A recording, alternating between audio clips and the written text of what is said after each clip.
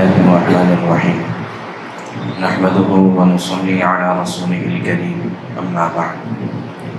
فأعوذ بالله من الشيطان الرجيم بسم الله الرحمن الرحيم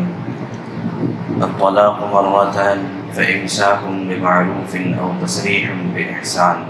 صدق الله العظيم۔ میرے محترم بزرگ دوستو، یہ قرآن پورا کے پورا کتاب ہدایت ہے، رہبری کے لیے نازل ہوا ہے، اور انسان کی زندگی میں جتنے حالات، جتنے اتار چڑھاؤ آتے ہیں، ان سب کے سلسلے میں قرآن رہبری کرتا ہے اور درست رہبری کرتا ہے۔ اگر قرآن کی ہدایات اور اس کی رہبری پر عمل کیا جائے تو پھر انسان نہ دنیا میں نقصان اور خسارے میں ہوتا ہے، نہ آخرت میں کبھی نقصان اور پکڑ کا ذریعہ بنتا ہے۔ چنانچہ انسان کی زندگی میں جو بہت سے اتار چڑھاؤ آتے ہیں، خاص طور سے ازدواجی زندگی میں، ان میں سے ایک بہت ہی تکلیف دہ مرحلہ جو آتا ہے وہ میاں بیوی کی جدائیگی کا مرحلہ آتا ہے۔ خدا نخواستہ اللہ تبارک و تعالیٰ اس طرح کے مراحل سے ہر ایک کی حفاظت کرے، لیکن بہرحال انسانی زندگی ہے، اس طرح کے تقاضے پیش آتے ہیں، تو پھر ایسے موقع پر کیا ہونا چاہیے اور کیا قدم اٹھایا جانا چاہیے، اس کو قرآن نے بہت ہی واضح اور صاف طریقے سے بیان کیا ہے، جس کو طلاق کہا جاتا ہے۔ طلاق کے سلسلے میں اس کی اہمیت کو بتلانے کے لیے اور اس کا پورا پروسیس، پورا پروسیجر، پورا طریقہ کار کیا ہوگا، اس کو بتانے کے لیے مستقل اللہ تبارک و تعالیٰ نے ایک سورت نازل فرمائی، سورۃ الطلاق ہی کے نام سے، اور اس کے علاوہ سورہ بقرہ میں بھی اللہ تعالیٰ نے بہت تفصیل کے ساتھ اس طرح کے تمام احکامات دیے ہیں۔ سب سے پہلی چیز طلاق کا نظریہ کیا ہے، طلاق کا مقصد کیا ہے، اس کو سمجھنے کی ضرورت ہے۔ یہ دیکھیے، ہمارے یہاں پر اسلام میں یہ ہے کہ زوجین اور میاں بیوی یا تو محبتوں کے ساتھ ایک ساتھ رہیں گے، حسن معاشرت کے ساتھ رہیں گے، ایک دوسرے کے حقوق کی ادائیگی کے ساتھ رہیں گے، یا پھر کسی وجہ سے اگر یہ دونوں ایک ساتھ نہیں رہ سکتے ہیں تو اچھے طریقے سے جدا ہو جائیں گے۔ تو اسی کو قرآن نے کہا الطلاق مرتان فإمساک بمعروف او تسریح بإحسان، کہ یا تو اچھے طریقے سے ساتھ رہنا ہے یا بھلائی کے ساتھ ایک دوسرے کو چھوڑ دینا ہے۔ دیگر مذاہب میں یہ نظریہ نہیں ہے، جدائیگی اور طلاق کا نظریہ نہیں ہے۔ خاص طور سے ہمارے یہاں برادران وطن کے مذہب میں یہ ہے کہ بھائی 7 پھیرے لیے جاتے ہیں تو گویا کہ 7 جنموں کا ساتھ ہوتا ہے کہ اب یہ کبھی بھی جدا نہیں ہو سکتے۔ بعد میں چل کر ہمارے دستور اور ہندوستان کے قانون کے ذریعے سے طلاق کا کنسیپٹ بعد میں لایا گیا۔ اسی طرح دیگر مذاہب کو اٹھا کر دیکھیں تو وہاں پر بھی طلاق کا کنسیپٹ نہیں ہے۔ تو ظاہر ہے کہ اگر کسی وجہ سے میاں بیوی میں انتہا درجے کا اختلاف ہو جائے، دونوں اچھے طریقے سے ساتھ نہیں رہ سکتے ہیں، حسن معاشرت کے ساتھ ساتھ نہیں رہ سکتے ہیں، تو پھر کیا کرنا چاہیے؟ تو ان کے یہاں پر کوئی راستہ نہیں ہے، یا تو جھگڑا کرتے ہوئے ساتھ میں رہو، یا پھر دونوں علیحدہ علیحدہ زندگی گزارو، جبکہ ان کا نکاح باقی ہے، شادی باقی ہے، لیکن زندگی دونوں علیحدہ گزارتے ہیں۔ تو اسلام کے نظر میں یہ چیز درست نہیں ہے، یا تو دونوں حسن معاشرت کے ساتھ میں رہو، یا دونوں اچھے طریقے سے جدا ہو جاؤ۔ قرآن نے صاف طور سے کہا کہ ایسا نہ ہو کہ عورت کو آدمی معلق بنا کر چھوڑ دے، یعنی اٹکا ہوا چھوڑ دے، نہ نکاح میں ہے نہ نکاح سے الگ ہے، اس طرح سے کر رکھنے کی اجازت نہیں ہے، بلکہ یہ ظلم ہے اور زیادتی ہے۔ لیکن اب سوال یہ آتا ہے کہ آدمی طلاق کا فیصلہ کب لے سکتا ہے اور کب اس کو لینا چاہیے؟ تو اس کا جواب یہ ہے کہ گزشتہ کل جو طریقہ آیا کہ اگر زوجین میں کسی بات میں اختلاف ہو جائے تو 4 طریقے ہیں، 4 راستے ہیں، ان سے ہو کر گزرنا چاہیے۔ جب تک یہ ان 4 راستوں کو فالو نہیں کرے گا اس وقت تک آگے نہیں بڑھ سکتا ہے۔ اور پھر جب یہ 4 راستوں سے آدمی گزر جائے، اور خاص طور سے چوتھا راستہ یہ تھا کہ زوجین میں سے، میاں بیوی کے خاندانوں میں سے کسی ایک سمجھدار کو دونوں طرف سے بٹھایا جائے اور وہ ان کے درمیان صلح کرنے کی کوشش کرے، لیکن اگر وہ صلح بھی ناکام ہو جائے، وہ صلح بھی اگر ناکام ہو جائے تو پھر اس بات کی گنجائش ہے اور اجازت ہے کہ آدمی طلاق کا فیصلہ لے سکتا ہے۔ تو پتہ یہ چلا کہ اچانک میں غصے سے اور بغیر سوچے سمجھے محض طلاق کے کلمات کہہ دینا یہ اسلام کا طریقہ نہیں ہے۔ دیکھیے 2 چیزیں الگ ہوتی ہیں، ایک قرآن کی تعلیمات ہوتی ہیں، ایک مسلمانوں کا عمل ہوتا ہے۔ تو لہٰذا مسلمانوں کا عمل اگر غلط ہو جائے تو اس سے قرآن کی تعلیمات کو غلط نہیں کہا جا سکتا ہے۔ تو اس وجہ سے مسلمانوں کے درمیان کیا چیز رائج ہے یہ ایک الگ مسئلہ ہے، لیکن قرآن کی تعلیم یہ ہے کہ ان 4 مرحلوں سے گزرنے کے بعد پھر انسان کو اجازت ہے کہ اگر وہ فیصلہ لینا چاہے طلاق کا اور جدائیگی کا تو وہ یہ فیصلہ لے سکتا ہے۔ اچھا، پھر اگر فیصلہ لینا ہے تو پوری زندگی میں صرف 3 مرتبہ آدمی طلاق کا فیصلہ لے سکتا ہے، اس سے زائد طلاق کا فیصلہ نہیں لے سکتا۔ کیا مطلب ہے اس کا؟ اس کا مطلب یہ ہے کہ زمانہ جاہلیت میں ایسا ہوتا تھا عربوں میں کہ ایک آدمی اپنی بیوی کو جتنی چاہے اتنی طلاق دے دیتا تھا۔ طلاق کا مطلب ہے نکاح ختم ہو گیا، اور پھر اس کے بعد جتنی مرتبہ چاہے اس سے واپس رجوع کر لیتا تھا۔ رجوع کا مطلب یہ ہے کہ دوبارہ اس کو نکاح میں لے لیتا تھا۔ تو اب اس سے ظاہر ہے کہ عورت کی عزت کو بھی ٹھیس پہنچتی ہے اور اس پر ظلم بھی ہوتا ہے کہ آدمی ذہنی طور پر پریشان ہو جاتا ہے۔ تو لہٰذا عورت کو اس ظلم سے بچانے کے لیے شریعت نے یہ کہا کہ آپ کو یہ فیصلہ سوچ سمجھ کر لینا ہے، اور زیادہ سے زیادہ آپ 3 مرتبہ یہ فیصلہ لے سکتے ہیں، اس سے زائد نہیں لے سکتے۔ اور پھر یہ بات بھی حدیث پاک میں بتائی کہ ثلاثۃ جدہن جد وہزلہن جد، کہ 3 چیزیں ایسی ہیں کہ آدمی اگر سنجیدگی سے کہے تب بھی ہو جاتی ہے، اور اگر مذاق میں بھی کہہ دے یا پھر یہ کہ غصے میں بھی کہہ دے تب بھی وہ چیز ہو جاتی ہے، جن میں سے ایک چیز ہے طلاق، کہ اگر آدمی اس کا استعمال مذاق میں بھی کر دے تب بھی طلاق ہو جاتی ہے۔ مقصد اس کے پیچھے یہ کہ آدمی کو ایسے فیصلے سنجیدگی کے ساتھ لینا چاہیے، مذاق میں، جلد بازی میں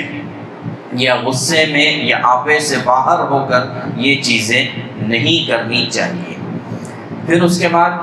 اگر خدا نخواستہ طلاق دینے کی نوبت آتی بھی ہے تو طلاق دینے کا طریقہ کیا ہوتا ہے؟ تو قرآن نے طریقہ بھی بتایا۔ طریقہ یہ بتایا کہ ایک وقت میں صرف ایک طلاق دی جائے گی، ایک وقت میں صرف ایک ہی طلاق دی جائے گی، ایک سے زائد طلاق نہیں دی جائے گی۔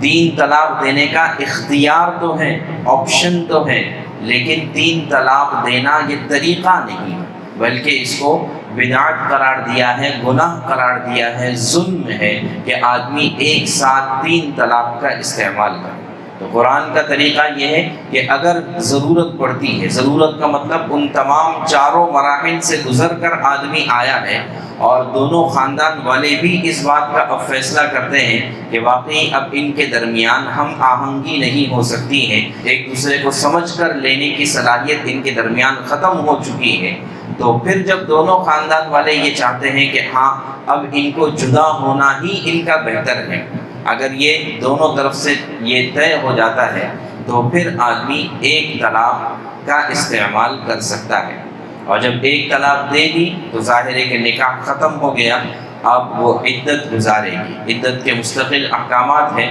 اور عدت گزارنے کے بعد ان کا نکاح ختم ہو گیا۔ عدت کے درمیان ہی اگر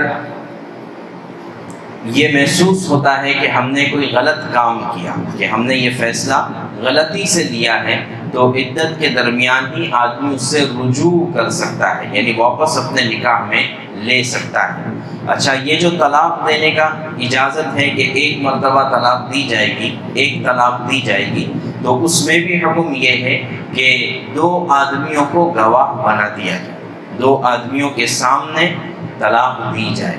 اور پھر اس کے بعد اگر رجوع نہیں کرنا چاہتا ہے، عدت پوری ہو گئی، تو اب ان کے درمیان جدائیگی ہو گئی، نکاح ختم ہو گیا۔ پھر اس کے بعد اور 2 اختیار باقی رہیں گے، کسی وجہ سے دوبارہ نکاح ہو جاتا ہے یا رجوع کر لیتا ہے، تو اب 2 اختیار اور باقی ہیں۔ تو یہ 2 اختیار بھی آدمی ویسے ہی استعمال کرے گا جیسے پہلا استعمال کیا تھا، یعنی 4 مرحلوں سے گزرے گا، اور پھر اس کے بعد خدا نخواستہ طلاق کی نوبت آئے گی۔ تو یہ قرآن کا طریقہ ہے، اور جو طریقہ ہمارے یہاں پر رائج ہے، ظاہر ہے کہ وہ جہالت والا طریقہ ہے، ظلم پر مبنی ہے، اور کسی کی زندگی کے ساتھ کھلواڑ ہے، اور اس کے سلسلے میں قرآن نے صاف طور سے کہا ہے کہ طلاق کے مسائل یہ اللہ کے حدود ہیں، اللہ کی باؤنڈریاں ہیں، اللہ کے قائم کردہ سرحدیں ہیں۔ وَمَن يَتَعَدَّ حُدُودَ اللَّهِ، اور جو اللہ کی قائم کردہ سرحدوں کو پار کرنا چاہے گا، فَأُولَئِكَ هُمُ الظَّالِمُونَ، تو یہ لوگ ظالم ہیں۔ تو ظاہر ہے کہ جو اللہ کی نظر میں ظالم ہوگا، کل قیامت میں چاہے دنیا میں اس کو کوئی پوچھنے والا نہ ہو، لیکن کل قیامت میں اس کو اس بات کا حساب اور جواب دینا پڑے گا۔ تو اس لیے آدمی غصے میں کسی کو گالی دے دے، یا بیوی کو گالی دے دے خدا نخواستہ، تو یہ برداشت ہو سکتا ہے، لیکن غصے میں طلاق دے دے تو یہ اللہ کی حدود کے ساتھ اور اللہ کے احکامات کے ساتھ کھلواڑ کرنا ہے۔ اسی وجہ سے دوسری جگہ پر اللہ تبارک و تعالیٰ نے فرمایا کہ وَلَا تَتَّخِذُوا آیَاتِ اللَّهِ هُزُوًا، کہ اللہ کی نشانیوں کو مذاق نہ بناؤ۔ تو لہٰذا طلاق یہ اللہ کی نشانیوں میں سے ایک نشانی ہے، اس کو مذاق نہ بنایا جائے، بلکہ سنجیدگی کے ساتھ اور انتہائی ضرورت کے موقع پر آخری درجے میں اس چیز کا استعمال کیا جانا چاہیے۔ چونکہ ہمارے معاشرے میں اس سلسلے میں جو ہے اویئرنیس نہیں ہے، بیداری نہیں ہے، تو پھر روزانہ اس طرح کے واقعات سامنے آتے ہیں کہ اس نے غصے میں دے دیا، اس نے نشے میں دے دیا، اور یہ آپے سے باہر تھا، اس کو معلوم نہیں تھا، پھر پتہ نہیں کتنے سارے بہانے سامنے آتے ہیں۔ تو لہٰذا ان بہانوں سے زیادہ بہتر ہے کہ آدمی اس کے احکامات کو معلوم کرے۔ جیسے آدمی جو ہے نکاح کرتا ہے تو نکاح کے احکام معلوم کرنے کی ضرورت ہوتی ہے، میاں بیوی کو چاہیے کہ وہ جو ہے ایک دوسرے کے حقوق کو معلوم کریں، تو ایسے ہی طلاق کے احکامات کو بھی معلوم کرنا چاہیے۔ اس لیے کہ بعض علماء نے ایک بات یہ لکھی ہے کہ قرآن میں جتنی آیات طلاق سے متعلق نازل ہوئی،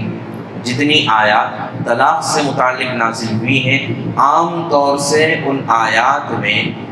اتقوا اللہ کا لفظ آیا ہے۔ جتنی بھی آیات ہیں طلاق سے متعلق، عام طور سے اس میں اتقوا اللہ کا لفظ آیا ہے، یعنی اللہ سے ڈرو۔ تو اگر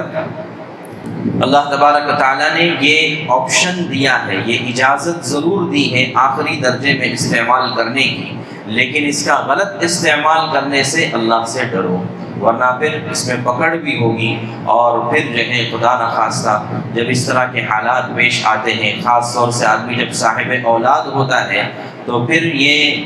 میاں بیوی تو جدا ہو جاتے ہیں، اور ممکن ہے یہ اپنی ایک نئی زندگی شروع کر سکے، لیکن اولاد پر جو بیتتی ہے اور اولاد پر جو ظلم ہوتا ہے اس کی تلافی ہرگز نہیں ہو سکتی ہے۔ تو اس لیے آدمی کو چاہیے کہ جب بھی کوئی قدم اٹھائے تو کسی بھی معاملے میں، زندگی کے کسی مرحلے میں جب کوئی اہم فیصلہ کرنا ہو، کوئی اہم قدم اٹھانا ہو، تو آدمی کو چاہیے کہ قرآن کے احکامات معلوم کرے۔ آدمی کو چاہیے کہ جاننے والوں سے، علماء سے رابطہ قائم کرے کہ مجھے اس موقع پر کیا کرنا چاہیے۔ جیسے آدمی نکاح کرتا ہے تو نکاح کے موقع پر تمام ذمہ داران سے، تمام خاندان والوں سے رابطہ کرتا ہے کہ میں فلاں جگہ پر نکاح کرنے جا رہا ہوں۔ جو ہمارے یہاں جو یہ رواج ہے، دستور ہے کہ جماعت سے رابطہ کیا جاتا ہے، جماعت کو مطلع کیا جاتا ہے، اس کی وجہ یہی ہوتی ہے کہ بھئی میں فلاں جگہ پر نکاح کرنے جا رہا ہوں، یہ میرے لیے کتنا مناسب ہے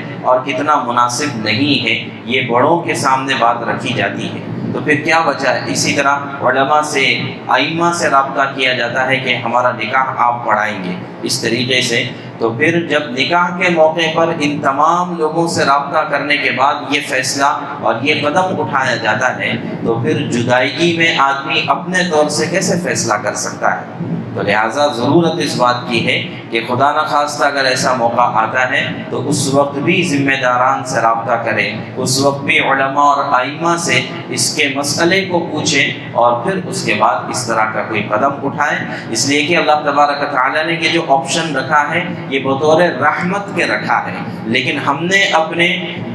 عادت سے اس کو زحمت بنا دیا ہے، اس کو ظلم بنا دیا ہے۔ تو پھر اسی وجہ سے